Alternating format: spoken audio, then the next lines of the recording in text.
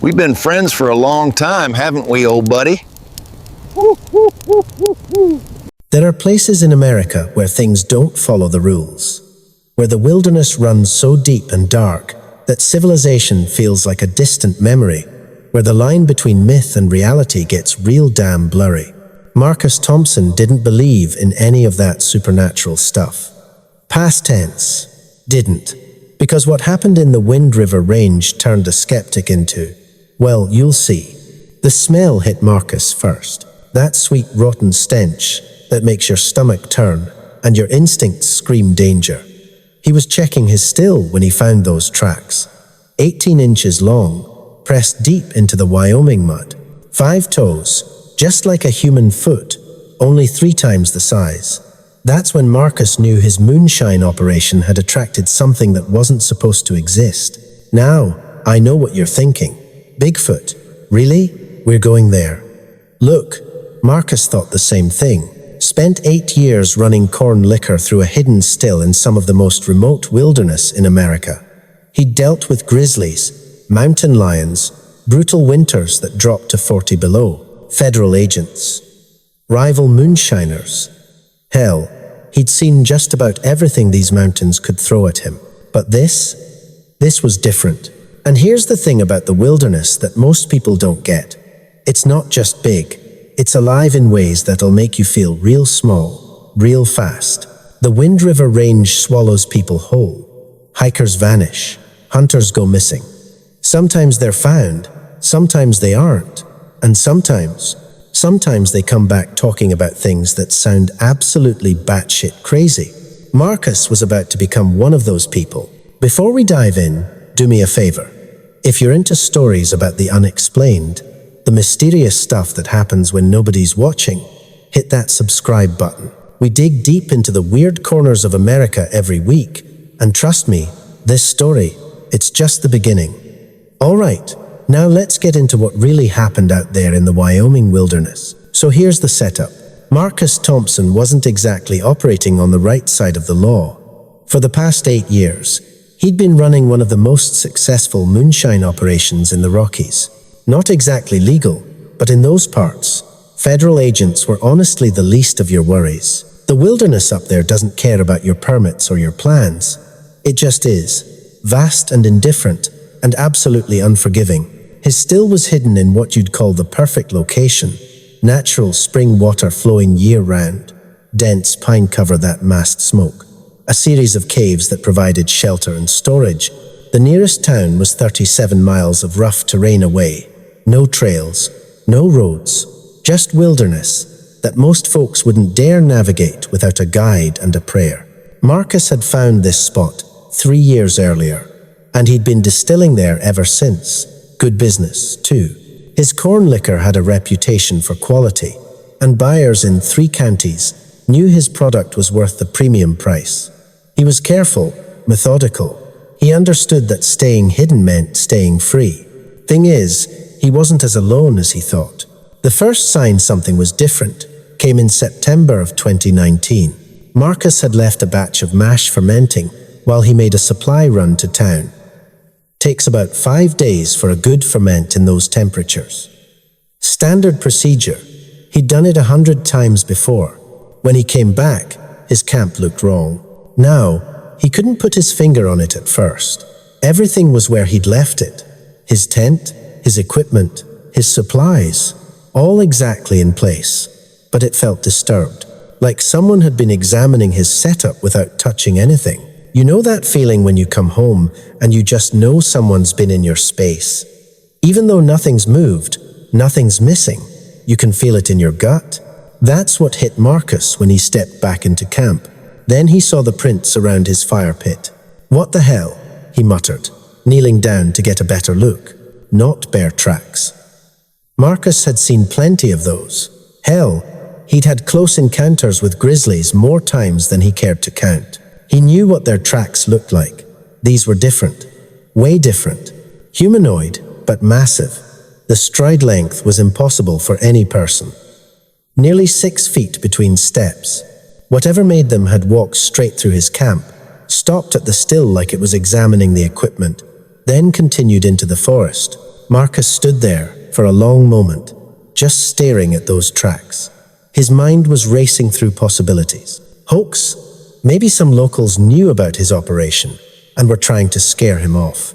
But who the hell would hike 37 miles into the wilderness just to mess with him? And how would they even know he was here? He should have packed up right then. Should have dismantled everything and found a new location. Any sane person would have. But Marcus had 12 gallons of premium shine ready to bottle and buyers waiting. The kind of buyers who don't appreciate delays. The kind who might start asking questions if their supplier suddenly vanished. So he stayed, loaded his rifle, tried to convince himself it was some kind of hoax. That night, he heard the wood knocks. Marcus was sitting by his fire, rifle across his lap, coffee getting cold in his cup. The forest was quiet. Too quiet, if he was being honest. Usually, there was some kind of ambient sound, whined through the pines, nocturnal animals moving through the undergrowth, the distant call of an owl. But tonight, nothing. Then came the sound. 3 deliberate strikes against a tree, maybe 200 yards from camp. The sound echoed through the valley like thunder. Thunk, thunk, thunk. Marcus froze, his hand automatically moving to his rifle. He'd heard woodpeckers.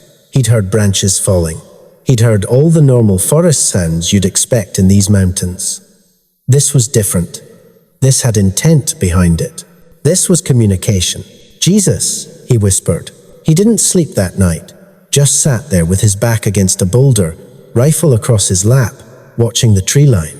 The fire burned low, the temperature dropped, and Marcus watched. Around 3 in the morning, he saw the eyes shine. At the edge of his firelight, maybe 40 feet away, 2 eyes reflected the orange glow. Too high to be a wolf, way too high. Maybe 9 feet off the ground. Too steady to be an owl or any other bird. Whatever it was stood there for 20 minutes, just watching, not moving, not making a sound, just watching. Marcus's heart was hammering in his chest. His finger rested on the rifle's safety, but he didn't flip it off. Some instinct told him that shooting at this thing would be a very bad idea. This wasn't a threat. Not yet. This was observation. Then it was gone, melting back into the darkness without a sound. No crunch of leaves, no snap of twigs, just gone. What the hell? Marcus breathed. What the actual hell? The next morning, he found where it had been standing. More tracks, deep impressions in the soft ground. And the soil was compressed in a pattern that suggested something heavy, shifting its weight back and forth. Like it had been standing there for a while, just watching him through the night. But what really got Marcus, what really drove the reality of the situation home, were the broken branches 9 feet up. Whatever this thing was, had been holding on to the trees for support, for balance. 9 feet tall. Marcus stood there, looking up at those broken branches, and felt something cold settle in his gut. What in creation stands 9 feet tall and walks on 2 legs? Bears can rear up, sure, but they don't walk around on their hind legs. They don't have the anatomy for it. And bears, sure as hell, don't have feet that look almost human. He had a decision to make. Pack up and lose everything he'd built, or stay and risk another encounter. The smart money was on leaving. Cut his losses. Find a new location. Start over somewhere else. But Marcus wasn't smart. He was stubborn. This was his territory, his operation. He'd dealt with claim jumpers, federal raids, and every predator the Rockies could throw at him. He wasn't about to let some overgrown ape run him off. So he adapted, started leaving food scraps at the edge of camp. Nothing fancy, just leftovers from his meals. Beans, cornbread, dried meat. He'd placed them on a flat rock about 50 feet from his tent, in clear view of the tree line. Every morning, the food was gone. No mess, no scattered remains like you'd see with bears or raccoons, just gone. Clean, and those massive tracks leading away into the forest. After 2 weeks of this routine, something extraordinary happened. Marcus was tending the still one evening, adjusting the temperature on the condenser. The work required focus. Get it wrong, and you could ruin an entire batch. He was so concentrated on his task that he didn't hear the footsteps at first. Slow, deliberate, heavy. When he finally registered the sound, Marcus's blood went cold. His rifle was leaning against a tree 20 feet away. Might as well have been 20 miles. He turned around real slow, hands visible, trying not to make any sudden movements. Every predator instinct he'd developed in 8 years in the wilderness was screaming at him to run, but he knew that was the worst thing he could do. And there it was, 9 feet of muscle and dark brown hair, standing at the edge of his camp like it belonged there. The face was almost human, but not quite. Broader, with deep-set eyes that reflected the firelight. The nose was flat, the brow ridge prominent. The jaw looked powerful enough to crack bones. The shoulders were massive, sloping down to long arms that hung past where knees would be on a human. The smell was overwhelming, like wet dog mixed with something earthier, more primal. Musk and decay and something else Marcus couldn't quite identify. They stared at each other for what felt like hours, but was probably 30 seconds. Marcus's mind was racing. This is it. This is how I die. Torn apart by something that shouldn't exist, and nobody will ever find my body. Then he did something that surprised them both. He spoke to it. Easy there, big fellow. His voice came out steadier than he felt. I'm not looking for trouble. The creature tilted its head, processing the sounds. Its nostrils flared, probably taking in his scent, categorizing him as threat or not threat. Then it did something that changed everything. It sat down, just plopped down on its haunches, like a person settling in for a conversation. Even sitting, it still towered over Marcus. Had to be 6 feet tall from the ground to the top of its head. Marcus kept talking. Nonsense, mostly. Told it about the still, about how copper conducts heat better than steel, about the weather, about anything that came to mind. His voice seemed to calm it, or maybe it was amusing itself with the strange little human making noise. Either way, it stayed. An hour passed. The creature just sat there, listening, occasionally tilting its head when Marcus changed topics. Sometimes its eyes would narrow, like it was concentrating, trying to understand not just the sounds, but the meaning behind them. When it finally stood to leave, it paused at the pile of scraps Marcus had left out earlier. Instead of just taking them like it had every other night, it looked back at Marcus, then at the food, then back at Marcus again, like it was asking permission. Marcus nodded, didn't even think about it, just nodded. The creature gathered up the scraps with surprisingly delicate movements. Those massive hands, each finger as thick as a broom handle, picked through the food with careful precision. Then it looked at Marcus one more time, made a soft grunting sound, and disappeared into the darkness. Marcus stood there for a long time after it left, just trying to process what had happened. He just had a conversation with Bigfoot, or whatever the hell it was, and the thing had understood him. Not the words, maybe, but the intent, the meaning. That became their routine. Every few nights, the creature would appear at the edge of camp. Marcus would talk. It would listen, then it would take the food and leave. Marcus started calling it Moses. Don't ask him why. The name just felt right for something that appeared and disappeared like a biblical mystery. After a month, Moses started getting bolder. He'd come closer to the fire, sometimes sitting just 10 feet away, close enough that Marcus could see the details. The hair wasn't uniform like a bear's. It was longer on the arms and shoulders, shorter on the face and chest. The texture looked coarse, but there were spots where it lay flat and smooth. The hands were massive, but perfectly proportioned. Opposable thumbs, fingernails, not claws. The feet were exactly what made those tracks. Wide and flat, with an arch that suggested bipedal evolution. But what really got Marcus was the intelligence in those eyes. This wasn't some animal operating on instinct. Moses was thinking, evaluating, learning. He started recognizing patterns in Marcus's routine. On bottling days, he'd show up just as Marcus finished, knowing the human would be tired and stationary.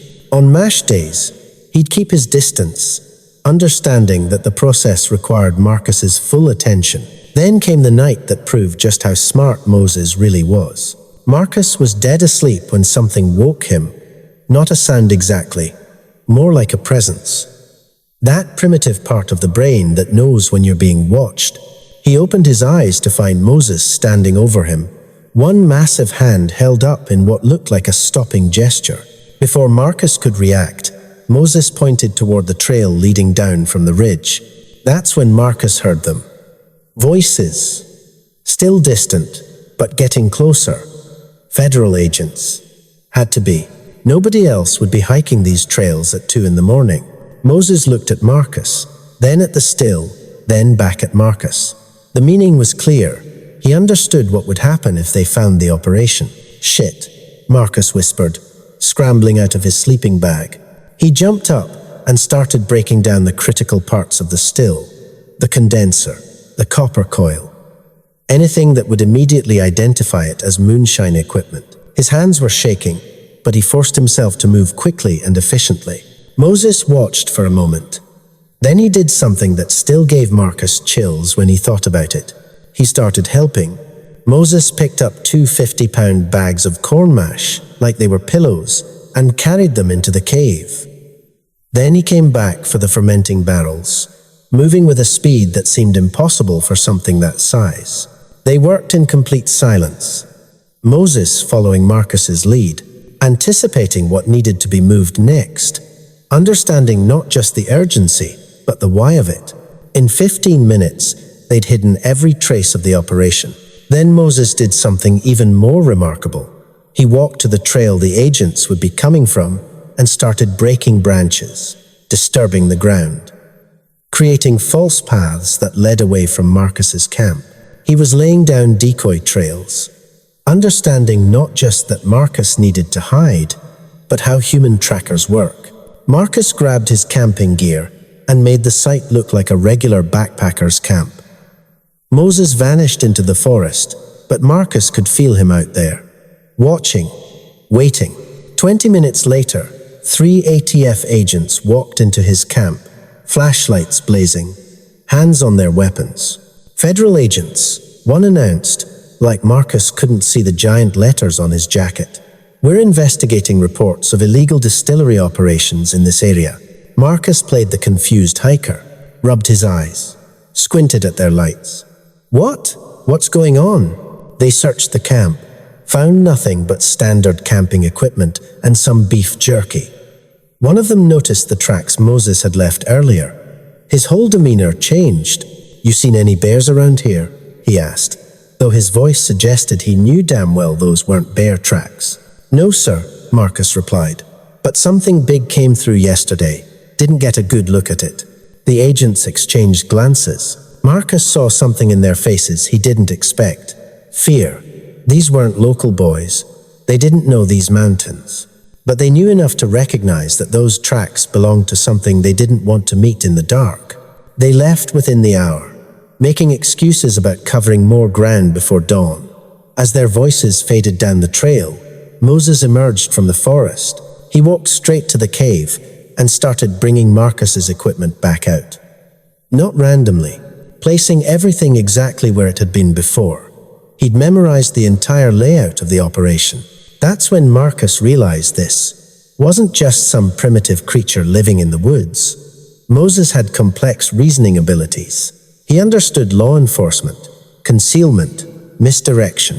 He'd protected Marcus's operation not because he cared about Moonshine, but because he'd recognized the mutual benefit of their arrangement. Marcus provided food. Moses provided security. The partnership evolved from there. Moses started bringing things. First, it was firewood. Perfect pieces, already dried and cut to length. Marcus would wake up to find a neat stack beside his fire pit. Those massive tracks, the only sign of Moses's visit. Then he started bringing pine cones and kindling, somehow understanding that Marcus needed different materials for different types of fires. Marcus increased the food offerings in return, started cooking extra portions specifically for Moses, found out the creature loved cornbread with honey, would practically purr when eating it. That's right. He purred. A deep rumbling sound from his chest that was nothing like any vocalization Marcus had heard from known animals. Content, almost cat-like, but so much deeper. It vibrated in your chest when you were close enough. Winter was approaching, and Marcus was worried about Moses. The snows in Wyoming can be brutal, dropping temperatures to 40 below, covering the landscape in 6 feet of powder. Marcus didn't know if Moses had adequate shelter. The thought of his friend freezing to death in some exposed cave kept him up at night. One evening, he tried to communicate this, pointed at the sky, made shivering gestures, pointed at the caves near his camp. Moses seemed to understand, but shook his head. Then he stood and gestured for Marcus to follow him. Marcus grabbed his rifle and flashlight, though Moses moved through the darkness like he had built-in night vision. They hiked for about a mile up steep terrain that Marcus would have struggled with in daylight. Moses would pause occasionally, looking back to make sure Marcus was keeping up, sometimes reaching out to steady him on particularly treacherous sections. He led Marcus to a cave system Marcus had never seen before. The entrance was hidden behind a fall of rocks that looked natural, but had definitely been arranged.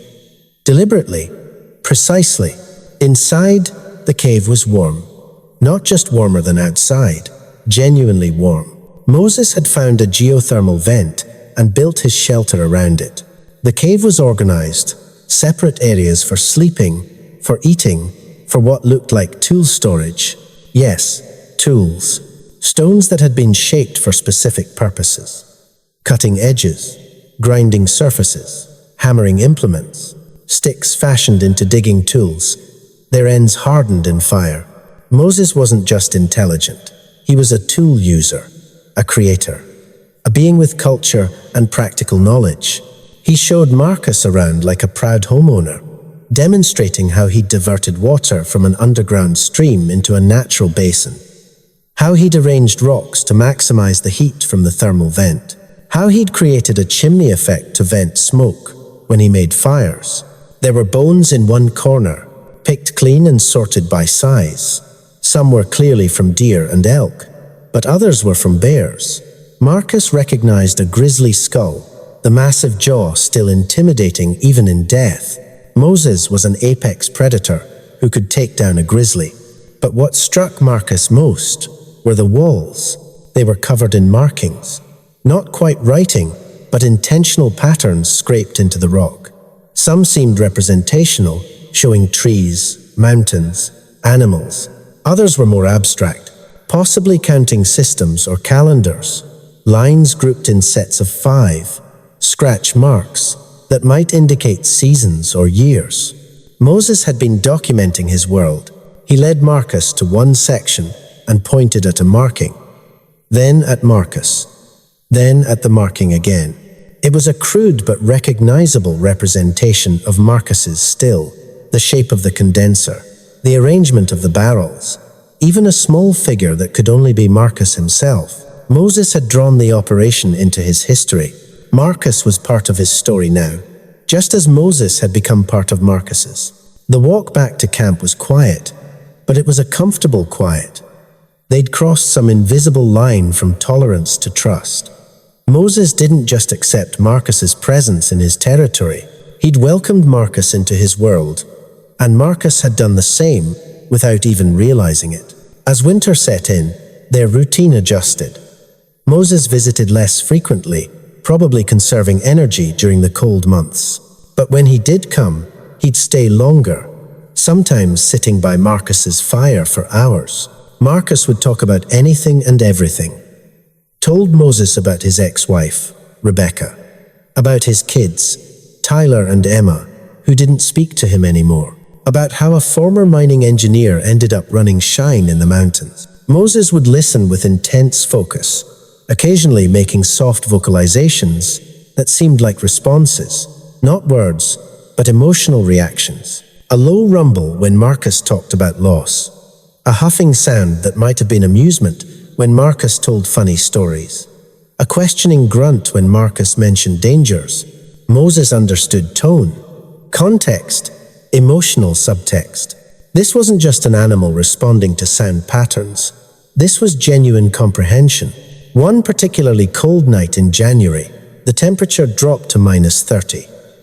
Marcus's little camp stove couldn't keep up, and he was burning through firewood faster than usual. He was genuinely worried about freezing to death. His hands were going numb even inside his gloves.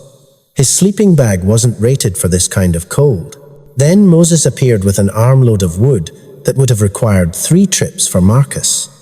But it wasn't just any wood.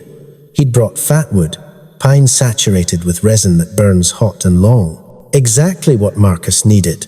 Moses stacked the wood, then did something unprecedented. He sat down right next to Marcus, his massive bulk blocking the wind.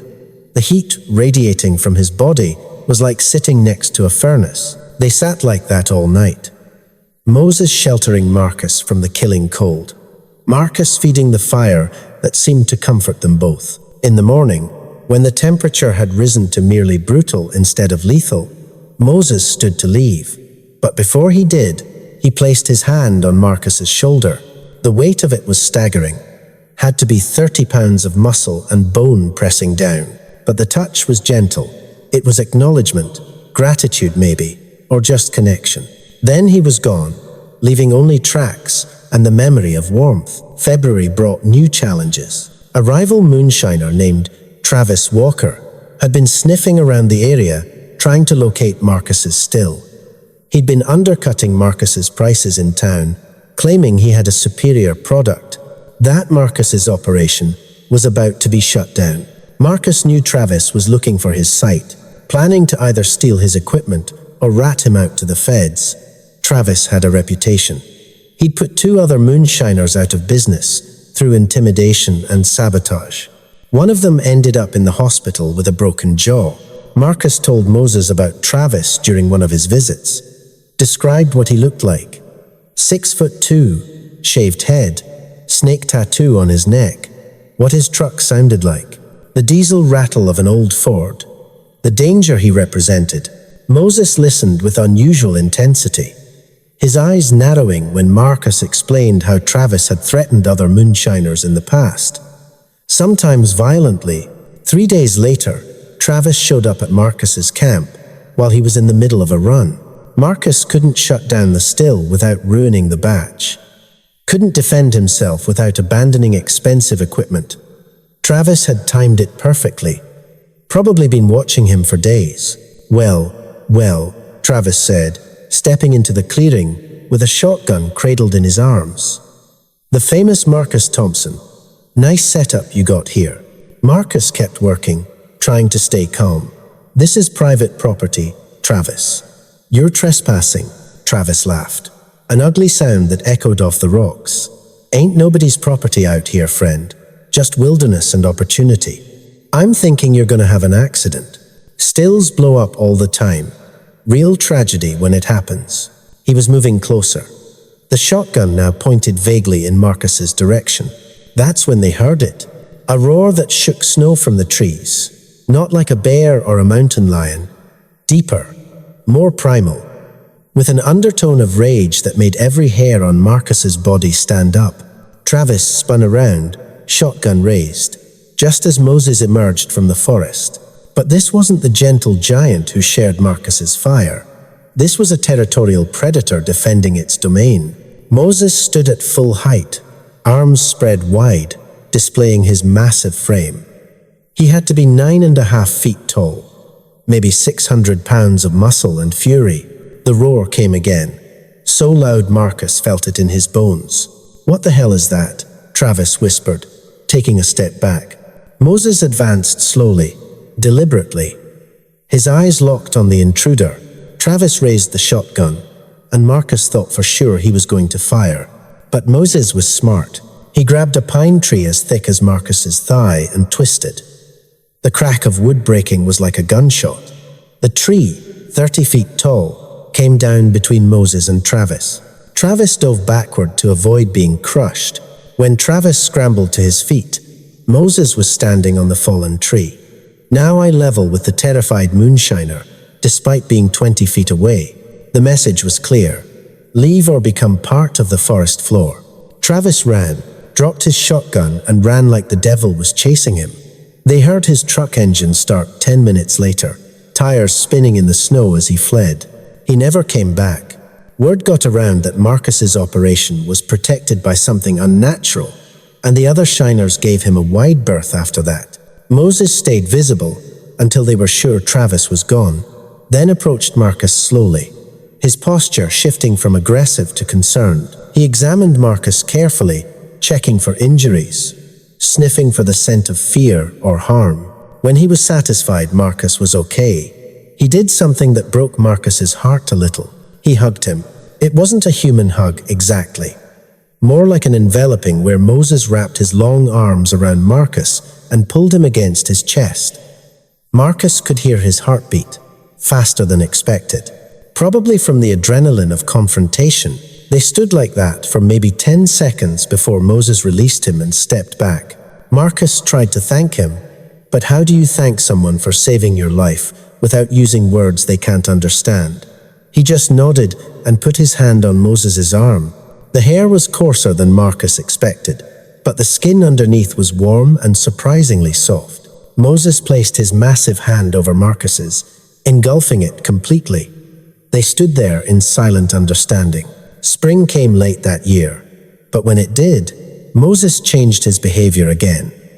He started bringing Marcus gifts from the forest, not just firewood, but treasures, interesting rocks with unusual formations, antler sheds from elk and deer. Once, a perfect eagle feather that must have taken hours to find. He'd present each item formally, waiting for Marcus's reaction before placing it carefully near his tent. Marcus reciprocated with food, of course, but he also started leaving other things. A steel knife to replace Moses's stone tools, a tarp for his cave, a pair of work gloves that were comically small for Moses's hands, but which he seemed to treasure. Moses would examine each gift thoroughly, turning it over in his hands, testing its properties, learning its purpose. The gloves fascinated him particularly. He understood their function immediately, but was intrigued by the stitching, running his fingers along the seams repeatedly, studying how the pieces were connected. Within a week, Marcus found a piece of deer hide near his camp that Moses had attempted to sew with plant fibers, creating a crude but functional pouch.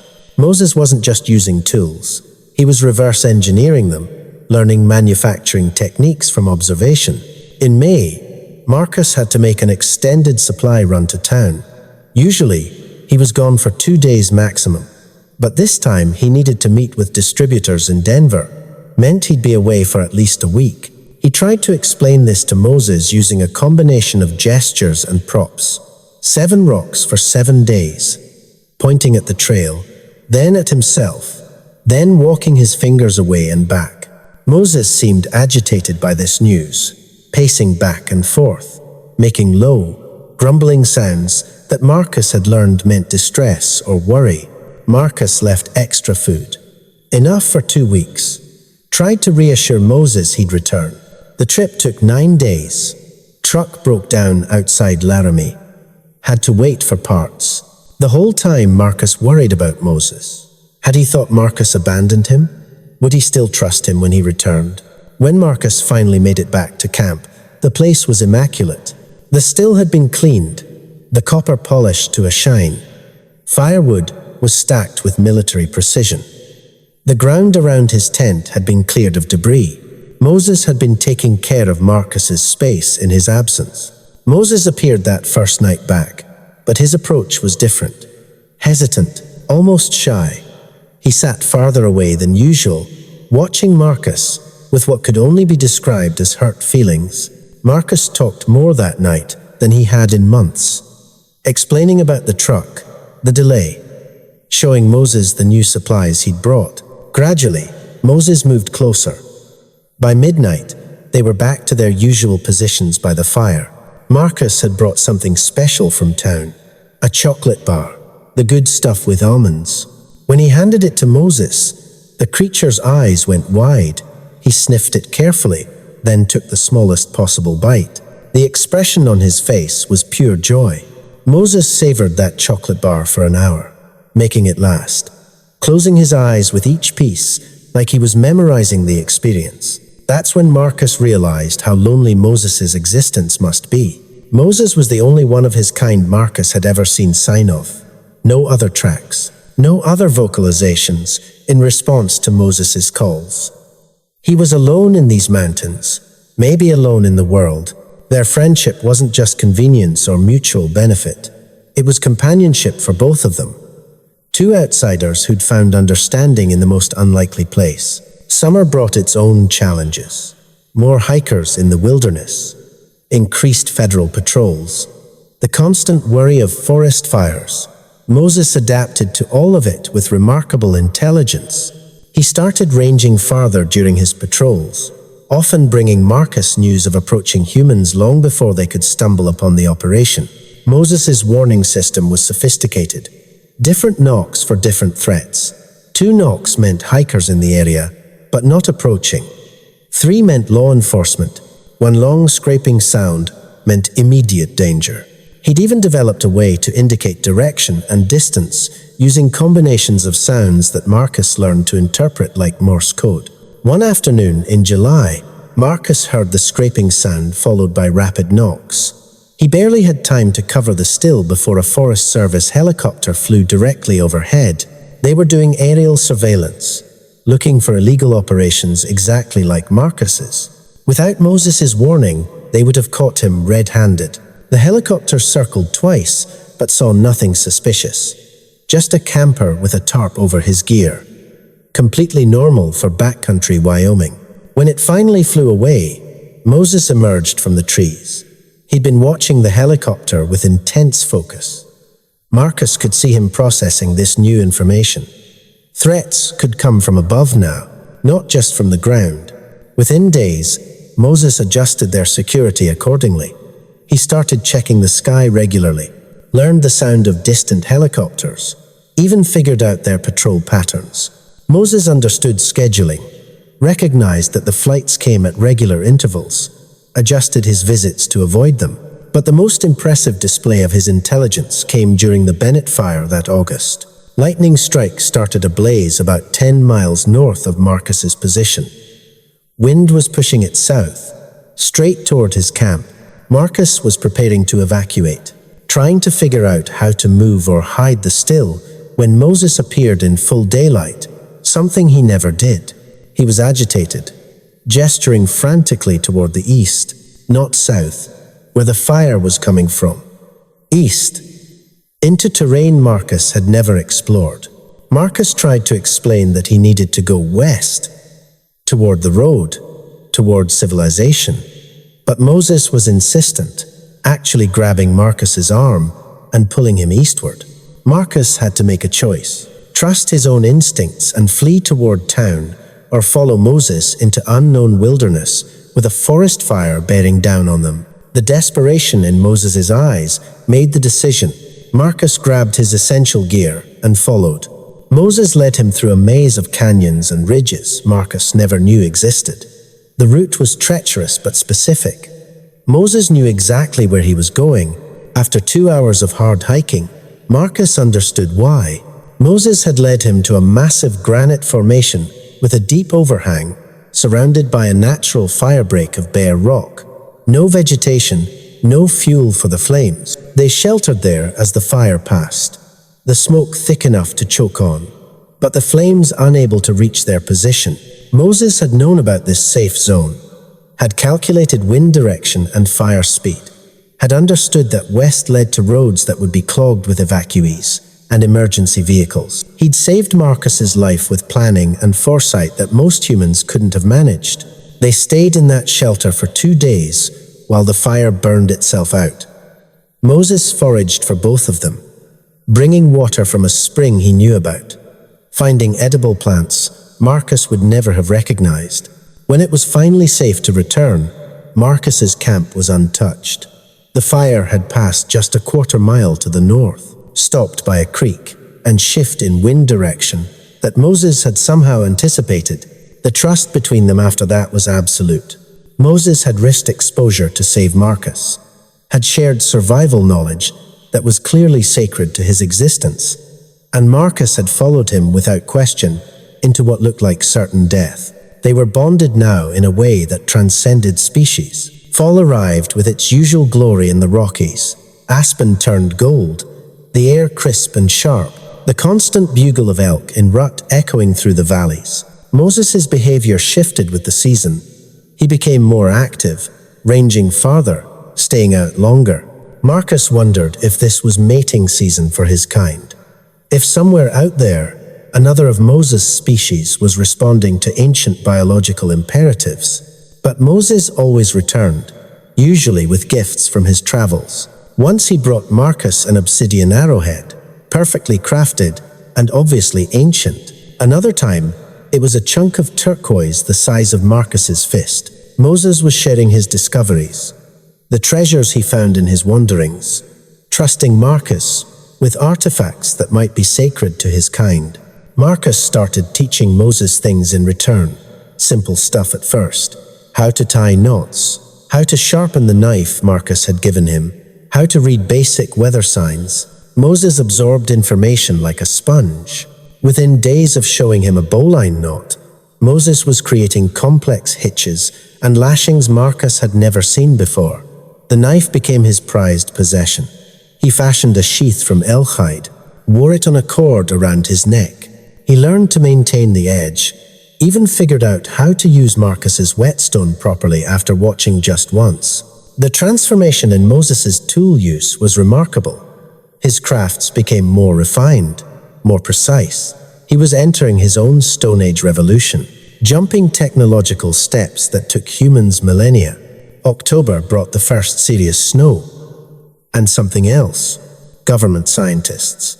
Conducting some kind of environmental study, they set up a base camp about 3 miles from Marcus's position.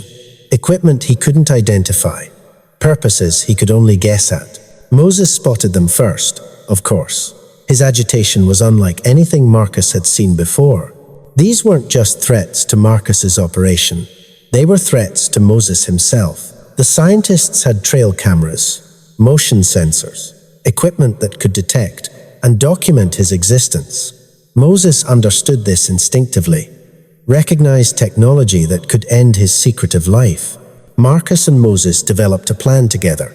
Marcus would create distractions, lead the scientists away from areas where Moses traveled.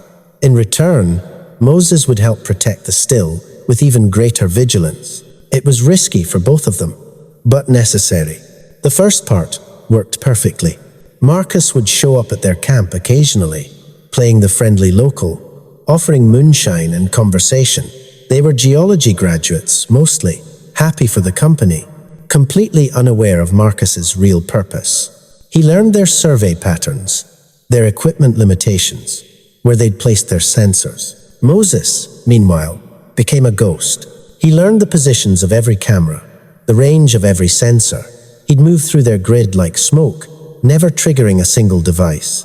When he absolutely had to pass through monitored areas, he'd use deer and elk as cover, moving in their shadows, letting their heat signatures mask his own.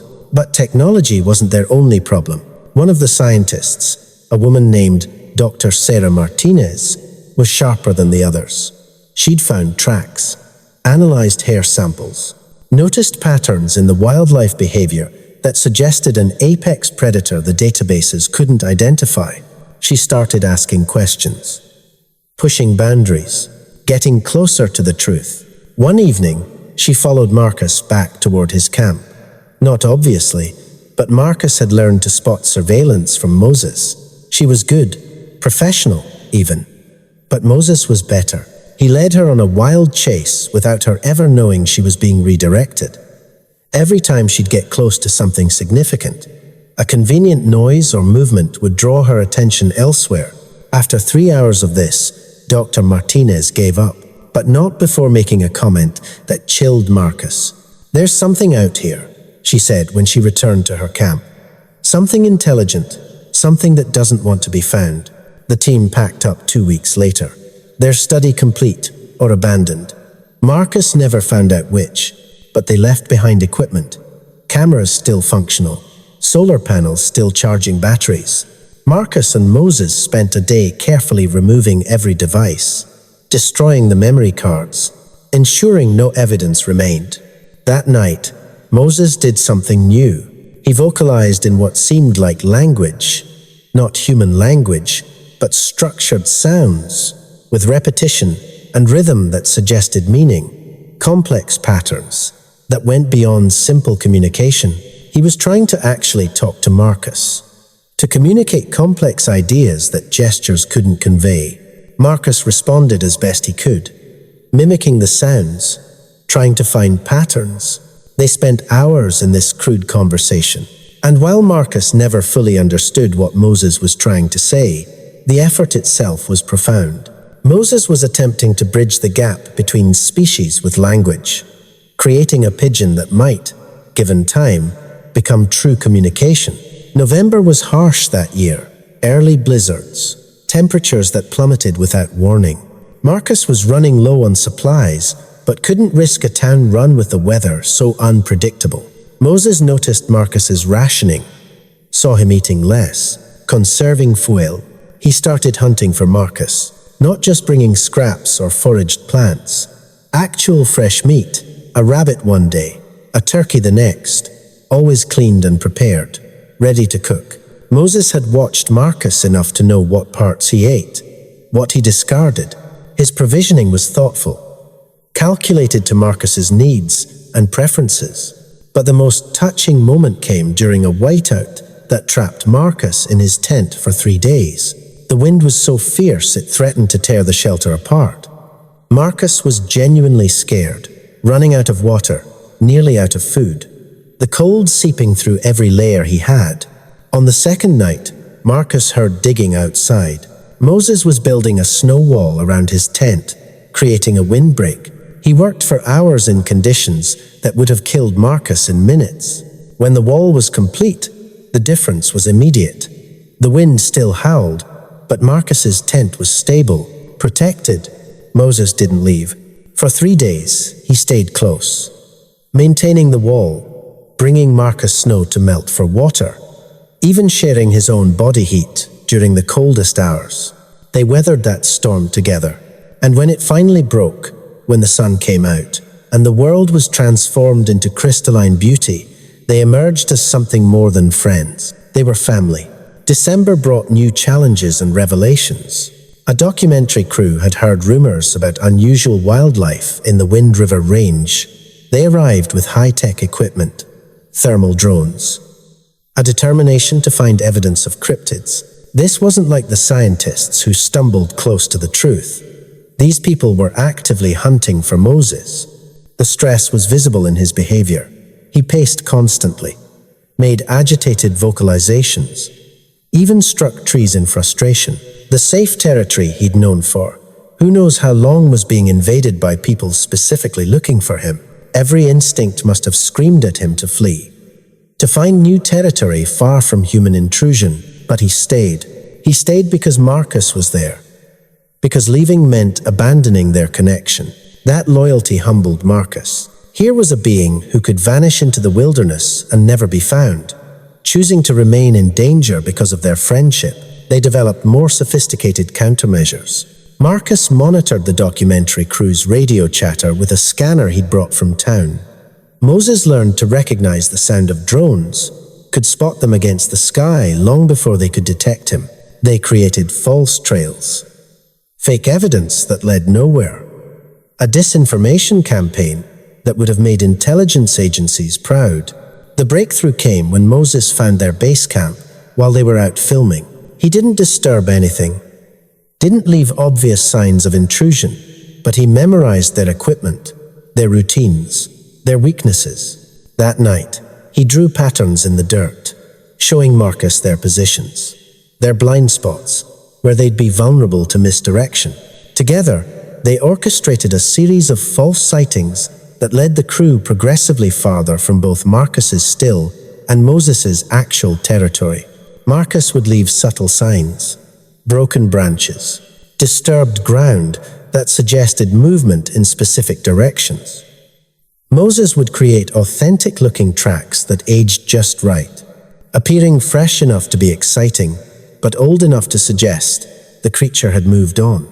The crew spent 2 weeks chasing ghosts, getting increasingly frustrated as each promising lead dead-ended in empty wilderness. They finally gave up on Christmas Eve, packing their equipment and heading back to civilization with nothing but blurry footage of elk and bears.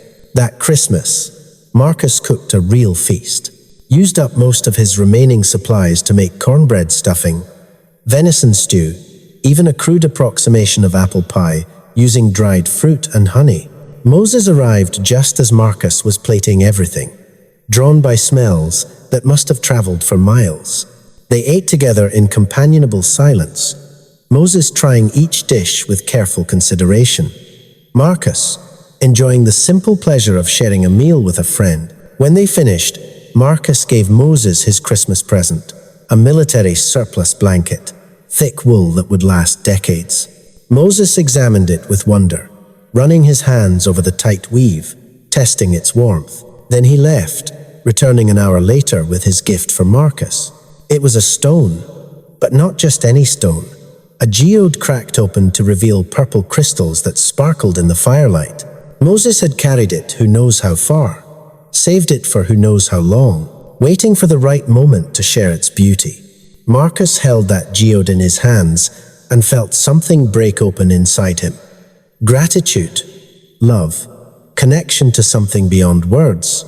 January 2020 started with a federal raid that nearly ended everything. Someone had tipped them off. Probably Travis, making one last attempt at revenge. They came in force this time. ATF, Forest Service, even a DEA unit, helicopters, dogs, the works. Moses' warning gave Marcus maybe 10 minutes. Not enough time to hide everything. Barely enough time to destroy the most incriminating evidence. Marcus was pouring high-proof alcohol over everything, preparing to burn it all. When Moses did something unprecedented, he revealed himself to humans, not directly, but strategically. He showed himself to the dog unit first. Just a glimpse through the trees. Enough to send the dogs into a panic. German shepherds trained to face armed criminals ran yelping back to their handlers, tails between their legs, refusing to track despite commands and encouragement. Then Moses started breaking trees. Big ones. The crack of trunks snapping echoed through the valley like artillery. The agents could hear something massive moving through the forest, getting closer, circling their position. They tried to maintain protocol, but you could see the fear in their movements. Hands moving to weapons, voices getting higher. The raid commander made the call to withdraw after one of his men claimed to see something bipedal and enormous moving between the trees. They retreated to their staging area, requested backup, started talking about possible bear attacks or unstable individuals in ghillie suits. By the time they returned with reinforcements, Moses and Marcus had erased every trace of the still. They'd worked through the night, Moses carrying equipment Marcus could never have moved alone. Marcus directing the concealment with desperate efficiency. When the sun rose, Marcus's camp looked like nothing more than a wilderness shelter for an eccentric hermit. The agents searched for 2 days, found nothing actionable, left with warnings about federal land use and vague threats about surveillance. But Marcus could see it in their eyes. They'd felt something in those woods, something that made them want to be anywhere else. Moses had weaponized their primal fears without ever directly confronting them. February brought a different kind of challenge. Marcus got sick, really sick, some kind of respiratory infection that left him weak and feverish. In civilization, it would have meant antibiotics and bed rest. Out here, it might mean death. Moses knew something was wrong before Marcus did. He started hovering, checking on Marcus multiple times a day instead of his usual sporadic visits. When the fever really hit, when Marcus could barely crawl out of his tent, Moses took over completely. He brought Marcus water constantly, somehow understanding that hydration was crucial. He maintained the fire without being asked, even figured out how to use Marcus's camp stove when the wood ran low. Most remarkably, Moses foraged for medicinal plants, bringing pine needle tea and willow bark that actually helped with the fever. For 3 days, Marcus drifted in and out of consciousness. And every time he woke, Moses was there, watching, waiting, ready with water, or food, or just his presence. Moses would make soft rumbling sounds, almost like a cat's purr, but deeper, more resonant. The sound was oddly comforting, gave Marcus something to focus on besides the misery. On the 4th day, the fever broke. Marcus woke clear-headed, but weak as a kitten to find Moses asleep sitting up, leaning against a boulder near the tent. He'd been keeping vigil for days, exhausting himself with constant care. When Moses woke and saw Marcus sitting up, actually alert, the relief on his face was unmistakably human. He brought Marcus soup he'd somehow made using Marcus's pot and ingredients he'd gathered. It was actually good, seasoned with wild herbs, rich with nutrients. They sat together while Marcus ate, Moses watching every spoonful like a worried parent. Marcus tried not to cry at the tenderness of this supposedly mythical creature. But then things started to change. March brought warming temperatures and something else. Something Marcus didn't notice at first. Moses was getting more protective, more territorial. His patrols around Marcus's camp increased in frequency. He'd circle the perimeter multiple times a day, marking trees, leaving scent markers, warning off other animals. Then Marcus noticed the new tracks, different from Moses's. Smaller, maybe 8 inches long instead of 18. Human-like, but clearly not human. And they were all around the area. Multiple sets, coming from different directions. Moses, you seeing this? Marcus asked one evening when the creature appeared. Moses's reaction was immediate and intense. He examined the tracks with what could only be described as alarm, made distressed vocalizations, paced frantically. Then he did something that made Marcus's blood run cold. He picked up a rock and drew in the dirt, a crude figure, then another, then another. 5 total. He pointed at them, then at the forest, then made a gesture that clearly meant danger. There were others of his kind out there, and they weren't friendly. Over the next week, Marcus learned just how dangerous. Moses started spending nights at the camp, not just visiting, but actually staying, setting up a defensive perimeter. He'd carved a club from a pine tree, heavy and brutal looking, and kept it within arm's reach at all times. Marcus had never seen him carry a weapon before. The attack started small. Marcus's supply cache, hidden a quarter-mile from camp, was ransacked, not by bears. The tracks made that clear. Something intelligent had gone through his food stores, taking only the best items, leaving the rest scattered and destroyed. Then his water collection system was sabotaged, the plastic tubing cut, the filtration system smashed, deliberate, targeted. Moses was there within minutes of each incident, but always too late to catch whoever was responsible. "They're testing us," Marcus said one evening. Seeing how we react, Moses made a sound that Marcus had learned meant agreement, a short huffing noise, followed by a low rumble. But it was the markings that really worried Marcus. Strange symbols carved into trees around his camp, deep gouges that required significant strength. Moses would find them and immediately scrape them away, replacing them with his own marks. Some kind of territorial dispute playing out in a language Marcus couldn't read. One night, Marcus woke to the sound of roaring, not Moses's protective roar. This was different, higher pitched, more aggressive. It came from multiple directions at once. Moses was already awake, standing at the edge of camp, club in hand. His body language screamed threat, hair standing on end, muscles tensed. The roaring came again, closer this time, maybe 100 yards out. Then Marcus saw them, 4 shapes moving through the trees, bipedal, massive, but different from Moses. Their movement was more aggressive, less careful. They circled the camp, staying just beyond the firelight. Moses roared back, a sound so loud Marcus felt it in his chest. A challenge, a warning. The circling stopped. The shapes melted back into the darkness, but Marcus knew they hadn't left. He could feel eyes on him, watching, waiting. "What the hell do they want?" Marcus whispered. Moses pointed at him, then at the still, then made a gesture that Marcus had learned meant take or steal. They wanted Marcus's operation, or maybe they wanted Marcus gone so they could have this territory. Either way, Moses was the only thing standing between Marcus and whatever these things would do to him. The siege lasted 3 days. The creatures, Marcus started calling them the others, would approach at night, testing Moses's defenses, trying to find weaknesses. They'd throw rocks from the darkness, heavy stones that crashed through the trees like artillery. One shattered Marcus's camp stove, another punched through his tent. Moses never left the perimeter. He'd patrol constantly, wooden club always ready, making enough noise to ensure the others knew he was alert. Marcus helped however he could, kept the fire burning bright, made noise during Moses's patrol circuits so the others wouldn't know when he'd moved to a different section. It was psychological warfare, and Marcus was way out of his depth. On the 3rd night, they made their move. Marcus was adding wood to the fire when he heard Moses's warning roar, different from before. Urgent, immediate. He turned to see one of the others rushing into camp from behind him. It had circled around somehow, gotten past Moses's defenses.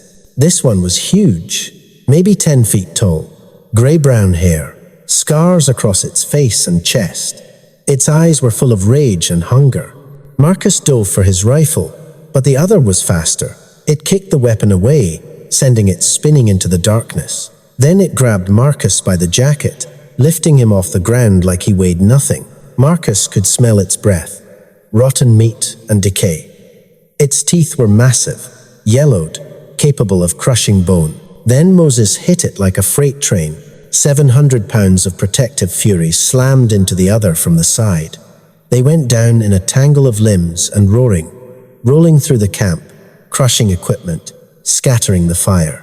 Marcus scrambled backward, trying to get clear of the fight. It was brutal, primal. Moses fought with a ferocity Marcus had never seen, using his club to strike at the other's head and ribs. The other fought back with claws and teeth, raking across Moses's arms and chest. Blood sprayed, black in the firelight. The other managed to get Moses in a hold, massive arms wrapping around his chest, squeezing, trying to crush the life out of him. Moses made a sound Marcus had never heard before.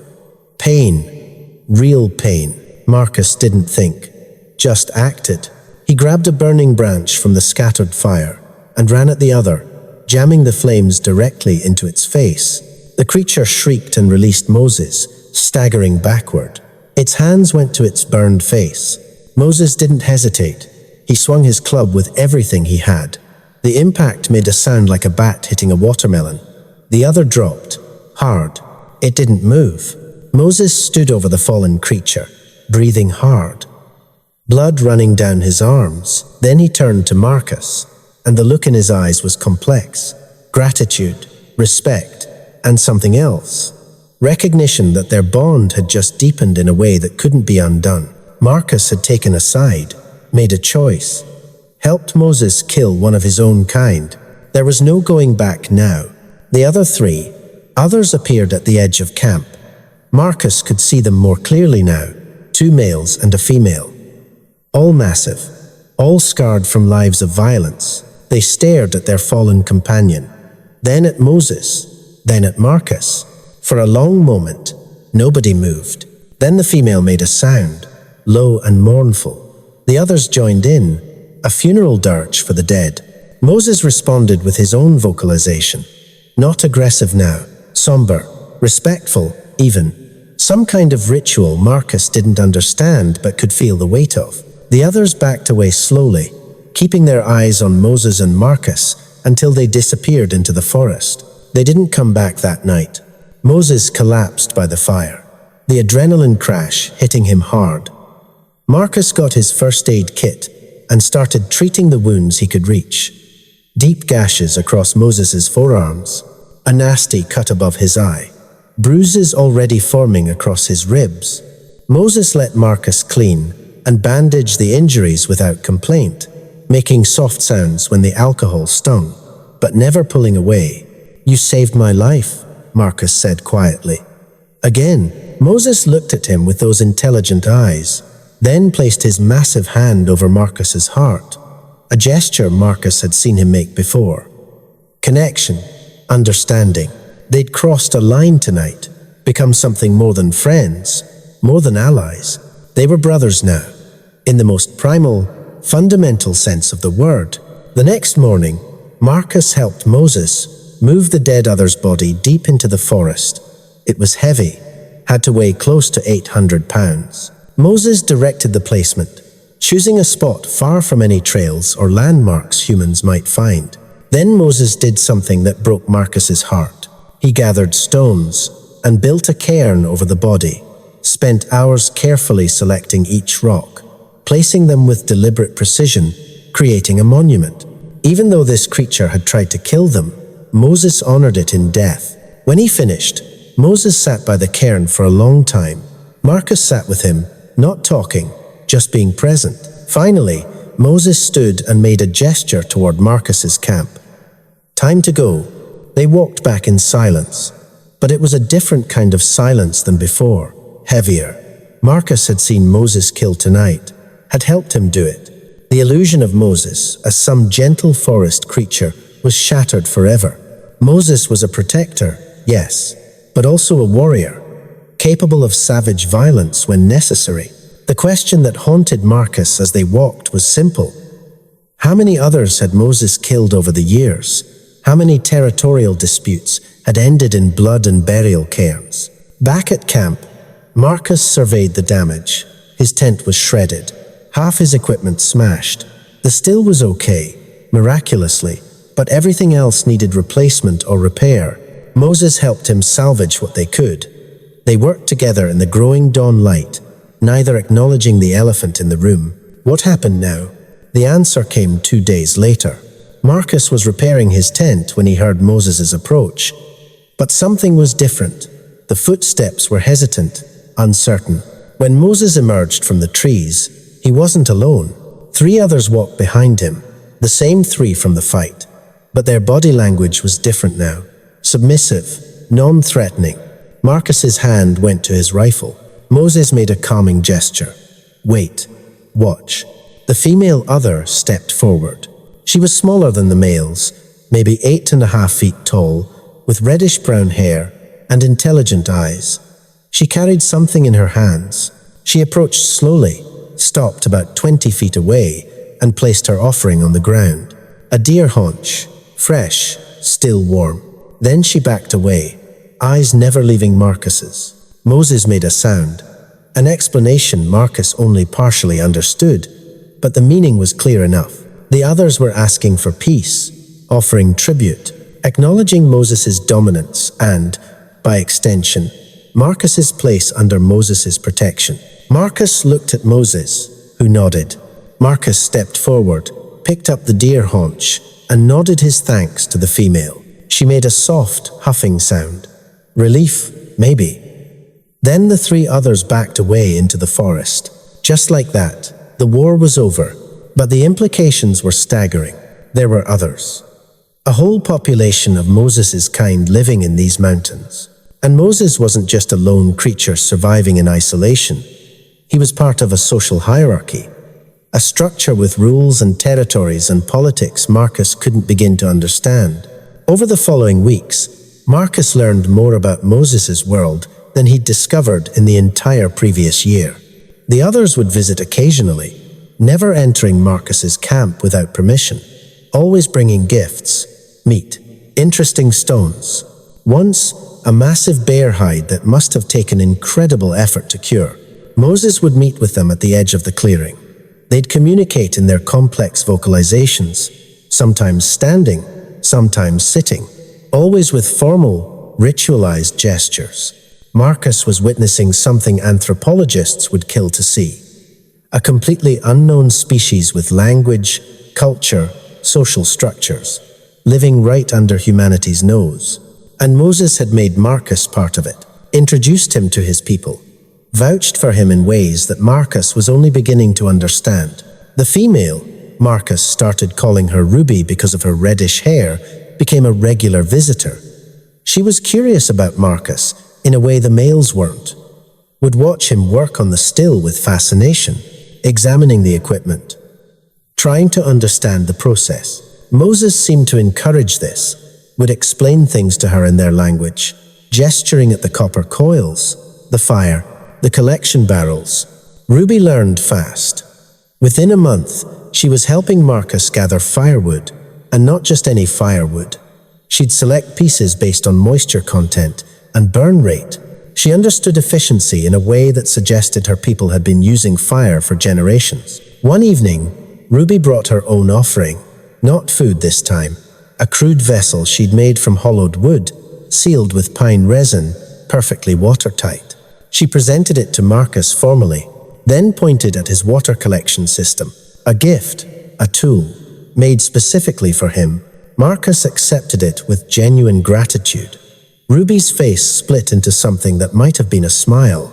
Then she left, moving through the forest with the same grace Moses displayed. "She likes you," Marcus said to Moses, after Ruby was gone. Moses made a sound that might have been amusement, then a more complex vocalization that Marcus interpreted as something like, "She trusts you.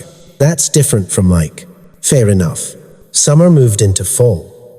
Marcus's operation ran smoother than ever. With Moses, and occasionally Ruby helping with security and supply gathering, he could focus on production. His output doubled. Quality remained high.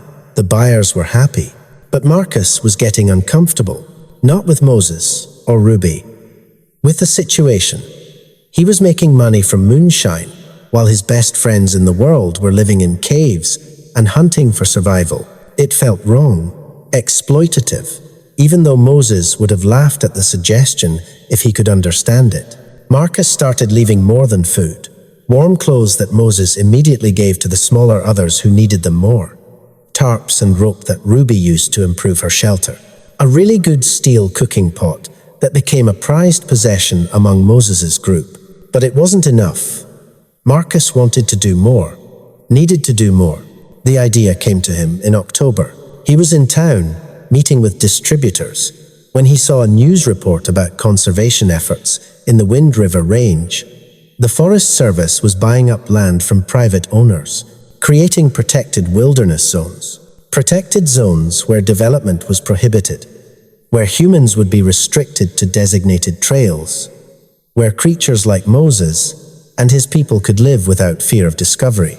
Marcus made some calls, did some research, found out the government was actively looking to purchase remote properties in the area, including the section where his still was located. It was privately owned, had been for generations.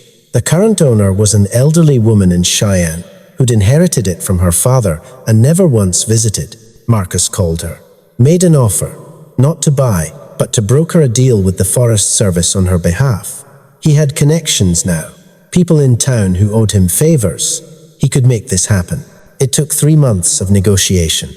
Phone calls, paperwork, legal maneuvering that Marcus barely understood. But in January of 2021, the deal went through. 3,000 acres of wilderness, including Marcus's still site and Moses's territory, became part of the Wind River Protected Zone. Off limits to development, limited human access, permanent protection. Marcus was there when the Forest Service ranger posted the signs. Protected habitat, no entry without permit. Moses watched from the tree line. Marcus could see him. The ranger couldn't. When the ranger left, Moses approached. Marcus showed him the sign, tried to explain what it meant, using gestures and simple words. "Safe," Marcus said. "Protected. No humans. Just you and your people." Moses studied the sign for a long time, running his fingers over the carved letters. Then he looked at Marcus with an expression of such profound understanding that Marcus's throat tightened. Moses understood. Maybe not every detail, but the big picture. Marcus had given him the greatest gift possible: security, safety, a future. Moses pulled Marcus into a hug, the kind that drives the air from your lungs and makes your ribs creak. the kind that says more than words ever could. They stood there for a long time, two beings from different species, connected by something that transcended biology or language or any category humans had created to separate the world into understandable chunks. But there was a problem Marcus hadn't fully considered. If this area was protected, Marcus couldn't run his still here anymore. Not legally, not without risking the very protections he'd just put in place. His operation was over. He'd saved Moses's world by destroying his own livelihood. Marcus started dismantling the still the next day. Moses watched with clear confusion, making questioning sounds, trying to understand why Marcus was taking apart equipment he'd maintained so carefully for years. Marcus tried to explain. The law, the rules. I can't do this here anymore. Moses's reaction was immediate and distressed. He kept gesturing between the still and Marcus, between the camp and the forest, making sounds that clearly meant, why? Why leave? I'm not leaving, Marcus said. I just can't make the moonshine anymore. But he would have to leave eventually. Without income, he couldn't afford supplies, couldn't justify staying in the wilderness. He'd have to go back to civilization, find real work, leave Moses behind. The thought made Marcus physically ill. He'd found something in these mountains that he'd never had in the regular world. Purpose, connection, a relationship built on mutual respect and genuine affection rather than social obligation or economic necessity. And now, he was losing it. Moses must have sensed Marcus's distress. He started bringing gifts with increased frequency, better gifts, a chunk of gold ore that had to be worth thousands, gemstones, artifacts that collectors would pay fortunes for. I can't take these, Marcus said. These are yours, your people's. But Moses insisted, piling treasures at Marcus's feet, becoming increasingly agitated when Marcus tried to refuse them. Finally, Ruby intervened. She approached one evening with Moses and made a long, complex vocalization. Moses translated with gestures. The meaning slowly became clear. They wanted Marcus to stay, would provide for him if necessary, saw him as part of their group now. Family provides for family. I can't just take from you, Marcus said. That's not how this works. Ruby made a sound that might have been laughter. Then she gestured at the dismantled still, at Marcus's tent, at everything he'd built. She made a sweeping motion that encompassed the entire clearing. Marcus had already given them everything. The protection, the safety, the future. What was a little food and support in return? They had a point. Marcus stayed, not as a moonshiner, as something else. Something harder to define. A researcher, maybe, documenting these creatures, learning their language, understanding their culture. He started keeping detailed notes, drawings, observations about behavior and social structure. The kind of data that would revolutionize primatology and anthropology if it ever saw the light of day. But Marcus knew it never would, couldn't. Revealing Moses's existence would be the worst kind of betrayal, would bring scientists and photographers and hunters, would destroy everything they'd built. So the notes stayed hidden, a private record of an impossible friendship. Spring came, then summer. The routine settled into something comfortable. Moses would visit daily. Ruby came several times a week. The others, Marcus learned their names eventually, in his own fashion, would stop by occasionally, trading gifts, sharing food, just existing in proximity. Marcus taught them more advanced tool use. Fire starting with flint and steel, basic first aid, how to purify water using solar methods. They taught him forest craft that most humans had forgotten centuries ago. How to read weather from animal behavior, which plants were edible, how to move through the wilderness without leaving traces. It was an exchange of knowledge between species, and it was beautiful. But all beautiful things have to end eventually. The documentary crew came back in August. Different crew, same purpose. They'd heard stories, seen footage online that had been debunked but still sparked curiosity. They were determined to find evidence of Bigfoot in the Wind River Range. This crew was more professional than the last. Better equipment, better training, led by a man named Derek Harrison, who'd spent 20 years hunting cryptids. "I know there's something out here," Harrison told his crew during a setup. Marcus overheard from a distance. "Too many reports. Too much consistency in the descriptions. We're going to find it." Moses knew they were coming before they arrived. His people had spotted them days earlier, tracked their progress, reported back using methods Marcus was only beginning to understand. The group went into lockdown. No movement during daylight. All fires completely extinguished.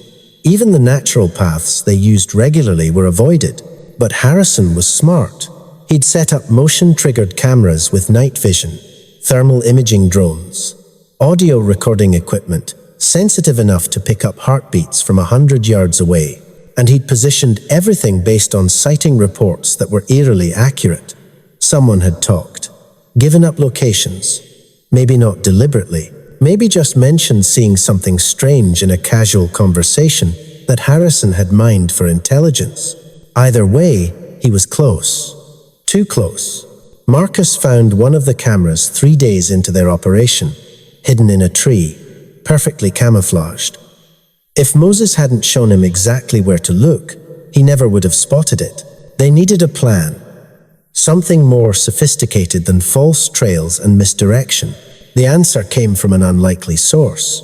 Ruby. She approached Marcus one evening with Moses, made an extended vocalization, drew pictures in the dirt. The plan was brilliant. Simple but brilliant. They were going to give Harrison what he wanted, just not in the way he expected. Over the next week, Moses's people started leaving evidence, carefully controlled evidence, tracks that led in specific directions, hair samples that would test as unknown but inconclusive, vocalizations that would be recorded but impossible to definitively identify. They created a trail, a breadcrumb path that led progressively farther from Marcus's camp and Moses's actual territory, into some of the most inhospitable terrain in the range. Harrison followed it. Of course he did. Every piece of evidence pointed to a population of unknown primates living in a specific valley 30 miles from Moses's real home. Marcus monitored their progress using his scanner, listened to Harrison's increasingly excited radio transmissions. "We're close. I can feel it. They're leading us right to them." In a sense, they were. Just not to what Harrison thought. The valley Moses's people had chosen was real. It showed signs of occupation, but the signs were old, years old. A place where others had lived once, but abandoned long ago. Harrison and his crew spent 3 weeks documenting the site, finding fascinating evidence.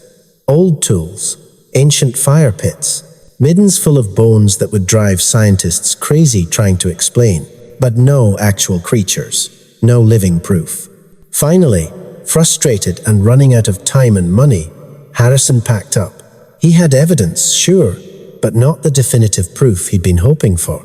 "They're here," he told his crew as they prepared to leave. "I know they're here, but they're smarter than we are. They knew we were coming, moved on." He was right, of course. Just not in the way he thought. Moses watched them leave from a ridge 3 miles away. Marcus stood next to him, Ruby on his other side. "You think he'll come back?" Marcus asked. Moses made a sound that Marcus had learned meant maybe. Then he shrugged in a remarkably human gesture. If Harrison came back, they'd deal with it, together, like they dealt with everything now. The crew left. Life returned to normal, or what passed for normal in Marcus's new reality. But the incident had shaken something loose in Marcus's mind, a question he'd been avoiding for months. How long could this last?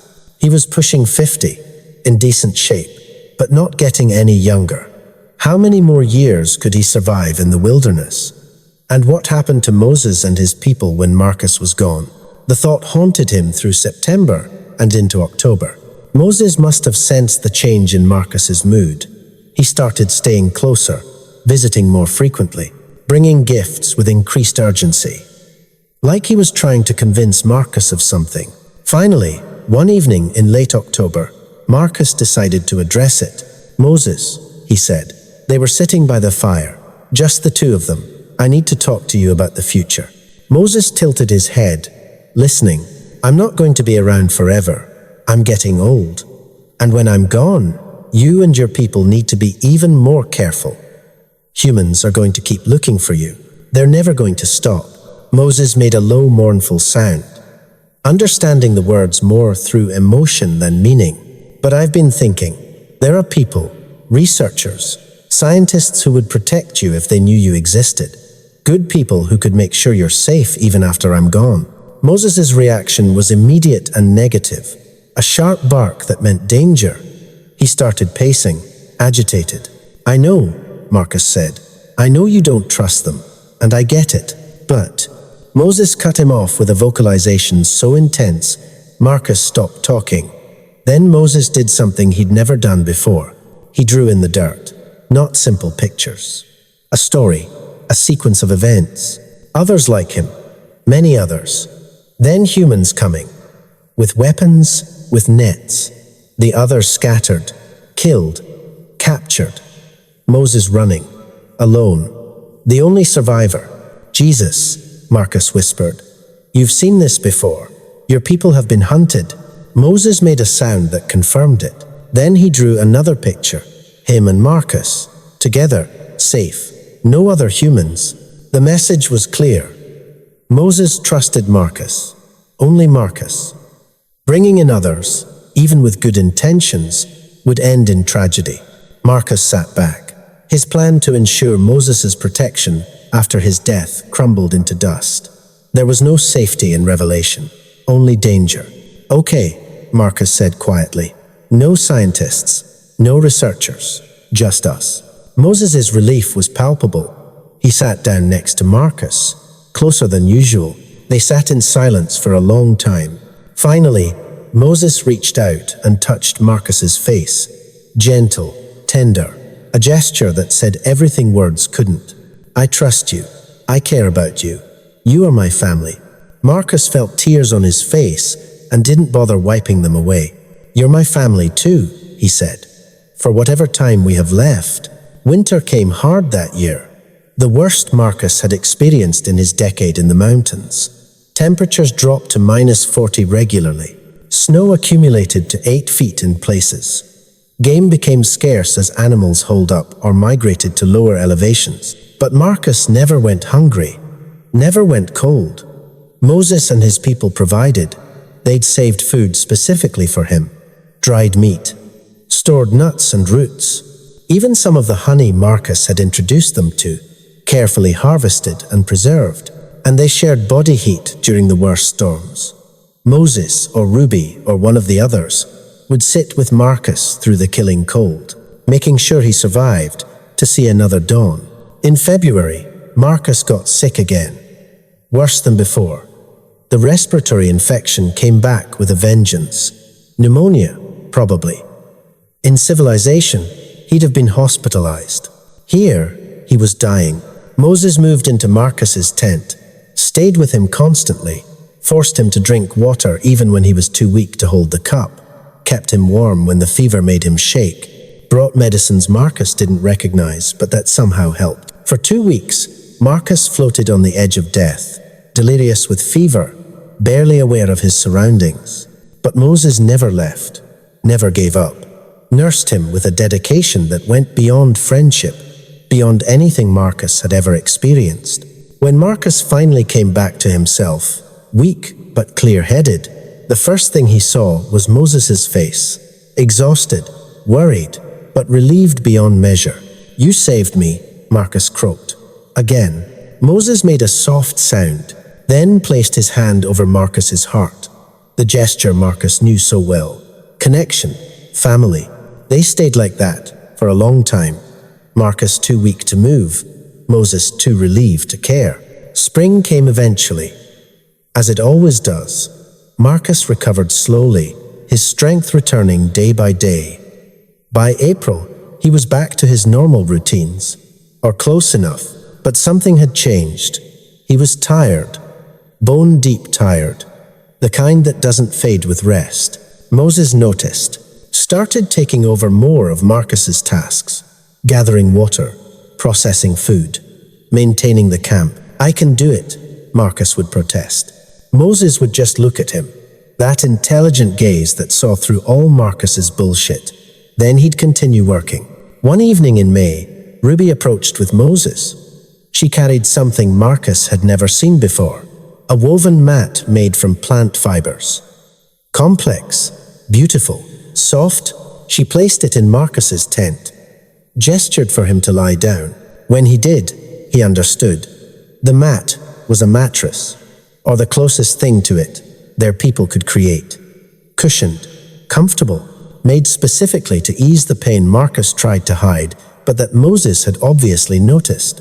Marcus looked at Ruby, then at Moses. "Thank you for everything." Ruby made a sound that might have been "You're welcome" in her language. Then she and Moses left, giving Marcus privacy to rest. Marcus lay on his new mattress and stared at the tent ceiling. He'd come to these mountains to hide from the world, to escape his failures and disappointments, to run Moonshine in peace. He'd found something so much more valuable, a family, a purpose, a connection to something ancient and profound and real.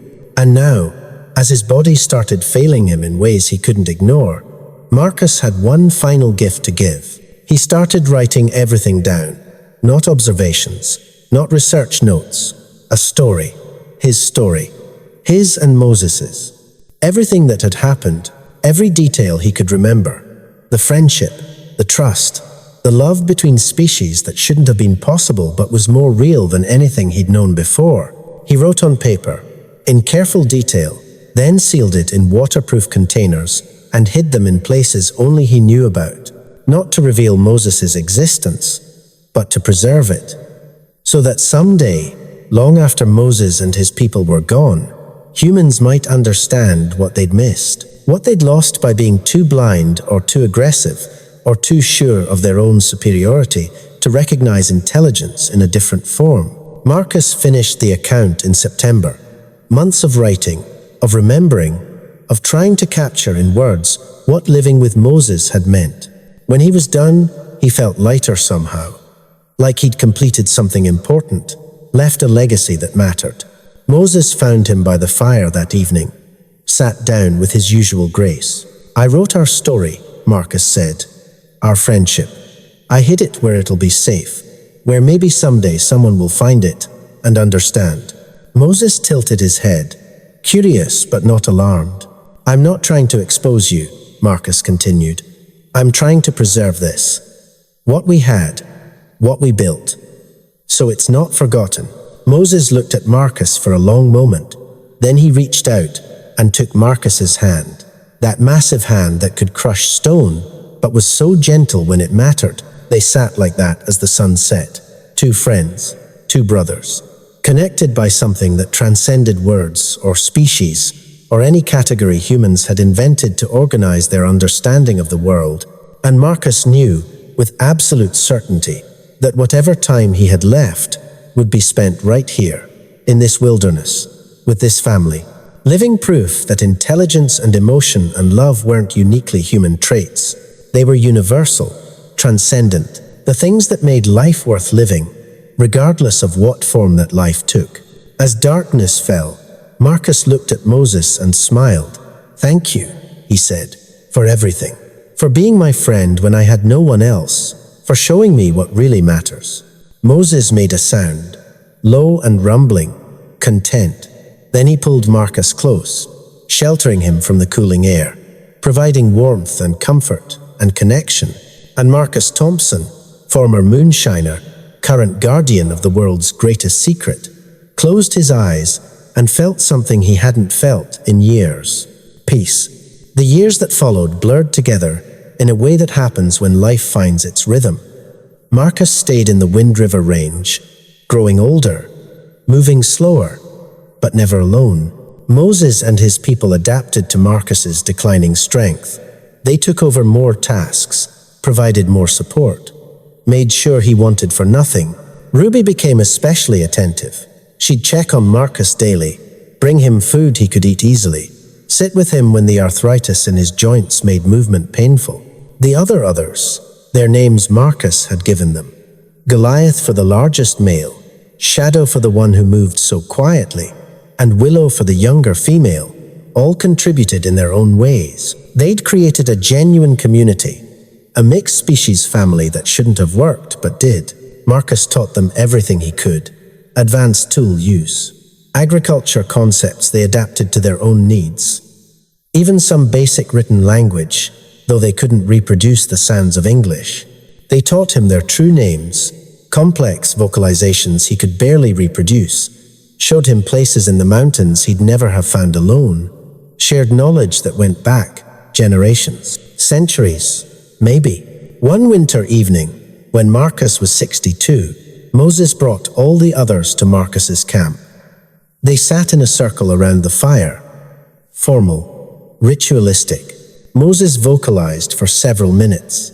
A speech Marcus only partially understood, but the emotional content was clear.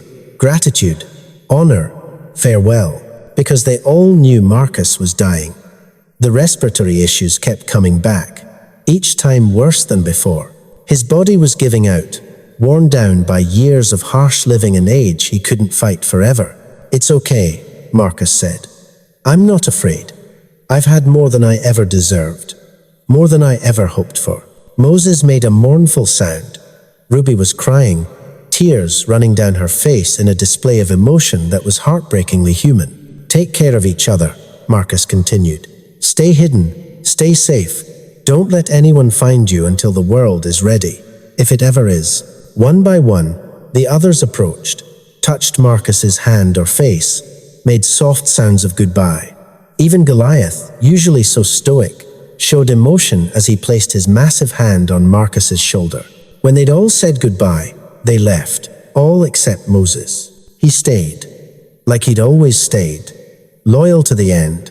Marcus died on a February morning, peacefully, in his sleep, with Moses keeping watch beside him like he had so many nights before. Moses sat with the body for 3 days, not eating, barely moving, grieving in ways that proved emotion wasn't uniquely human.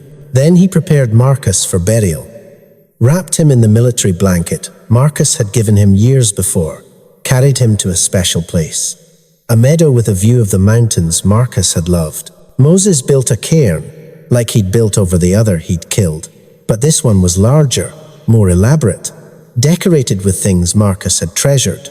His favorite coffee cup, the geode Moses had gifted him, drawings Ruby had made. When it was complete, Moses sat by the cairn until nightfall, making sounds that might have been words or prayers, or just sorrow given voice. The others joined him. They held a ceremony, vocalizations that rose and fell in patterns that sounded almost like singing, honoring a member of the family, a friend, someone who'd given them the greatest gift possible, recognition of their personhood. Moses visited the cairn regularly after that, bringing gifts, maintaining the structure, making sure Marcus's resting place remained undisturbed, and life continued, as it always does. Moses's people thrived in their protected territory, using the knowledge Marcus had shared, remembering the human who'd seen them not as monsters or myths, but as people. The documents Marcus hid remained hidden, waiting for a time when humanity might be ready to understand what he'd learned. That intelligence comes in many forms. That family transcends biology. That the wilderness holds wonders we've only begun to understand. And somewhere in the Wind River Range, if you know where to look, and you're very lucky, you might see tracks. Massive, impossible, proof of something that shouldn't exist, but does. Living free, living safe.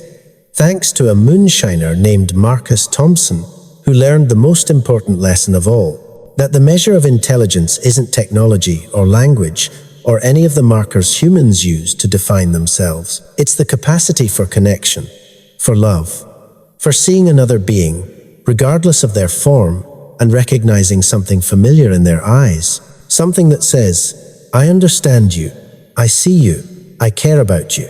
And in that recognition, everything else becomes secondary.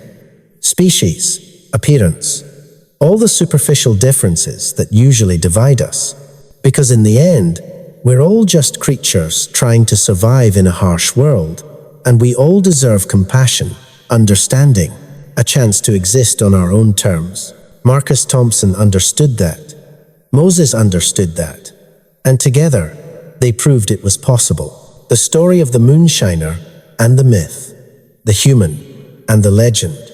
Two beings who found family in the wilderness and changed each other's worlds forever.